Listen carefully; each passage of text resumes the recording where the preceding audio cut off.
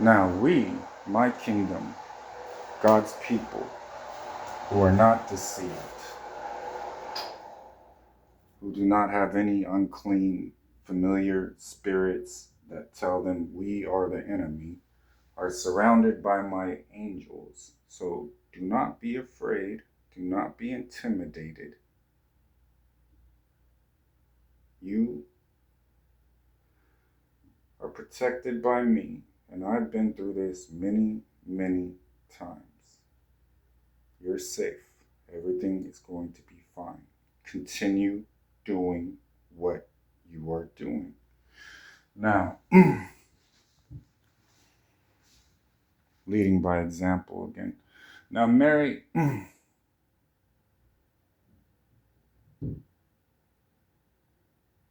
some of the nonsense, one, there is no cigarette butt picker up like myself. There just isn't. I would already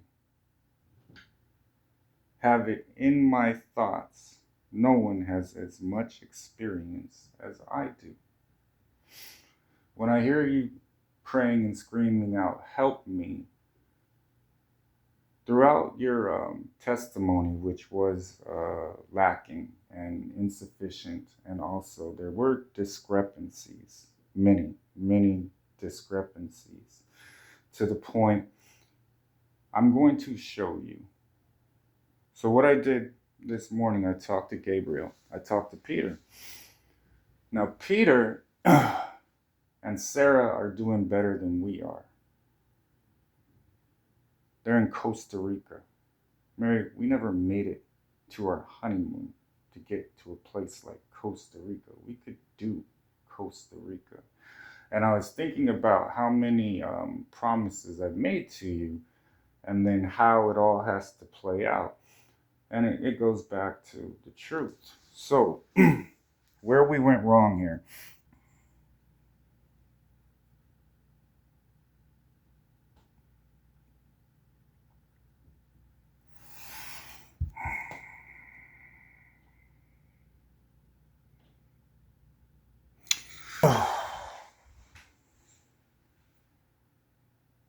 You entered us into a business agreement. Then I took care of some things for you, and then you never paid. So the business part is not working in our marriage. The other part, like everybody else, we should be working on our communication and reconciliation. So, Peter, if you could help out with that.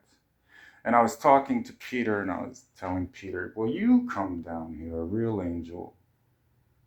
And then you and Sarah are having the same problem as me and Mary, the same problems that every kingdom marriage is experiencing, because all of the men share this same testimony of our wives attacking us with lies, and they seem evil.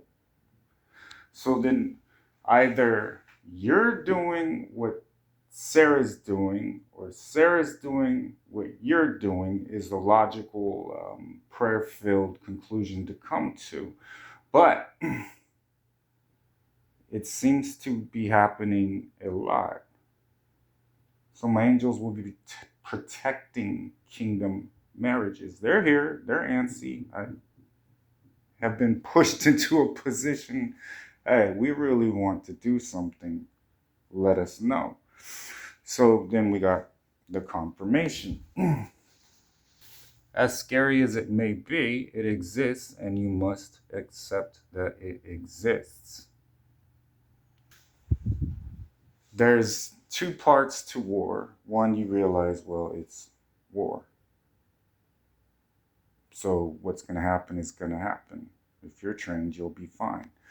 On the other aspect of that is when, how, all of these things. So what I decided, I went back to my airbase. By next Thursday, and this is a parable for other people, I did some things for you today. Some of you needed housing. I made sure you had housing. Made sure some abundant finances flowed your way unexpectedly. I heard a lot of rejoicing. I do love to feel the joy of my people. Understanding that I can still kind of sense some of you, your discernment is backwards. You're pointed at God's people, thinking they're the enemy because you're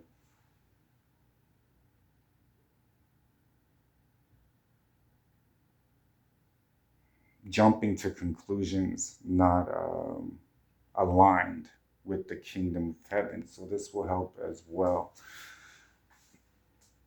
The thought process was I'd rather fight one huge battle than a whole bunch of different ones, but not yet. Now,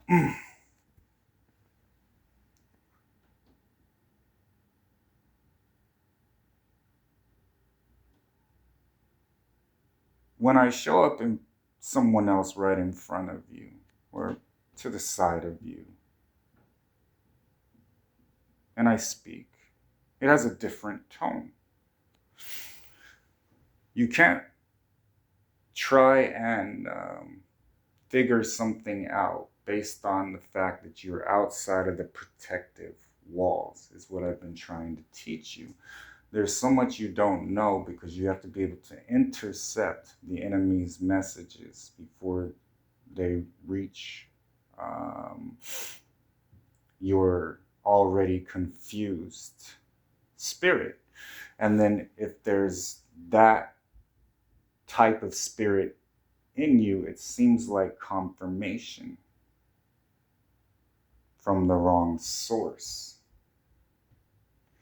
So you have to be able to sit down and realize, well, we're married. God's not going to give me another wife. God's not going to give you another husband. There's a purpose. There's clarification. The fight kind of seems trivial and not worth pursuing any further because you're not in a position where you're anywhere near the Holy Spirit to where it would resonate or you could be filled with my spirit. The entire purpose I've always tried to have with you is that you would not be afraid of me, that you would not be in fear. You completely twisted everything and got yourself into a very weird place. Come here, bring drinks and tobacco. When you guys sit down and try your reconciliations and you're not aware of what's happening in the spirit, in the spiritual realm, who's off limits? Me and my people.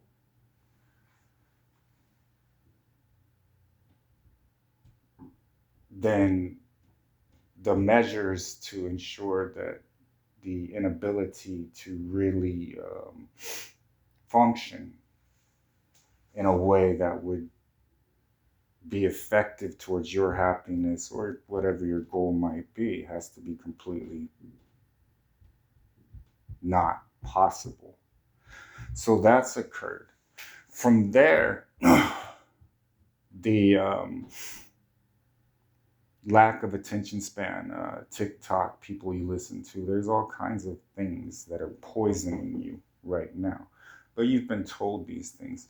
So unless what you are told actually happens, and you can't tell whose voice you're actually listening to, as I step with you moment by moment, I can tell these things. So then communicating through videos is not the effective way to achieve your desired goal. So using my prophets and things like that when you're looking at things completely backwards. So then my recommendation Peter will be here soon, and then all three of us can sit down and you can get a perspective of what Peter will tell you Sarah's doing, and then you'll see what you're doing. And it's going to be a mirror. Family is family. So while these reconciliations are occurring and everybody has the same testimony, that's how you'll be able to tell the real ones. So let's just start there, since I'm leading this. I love you.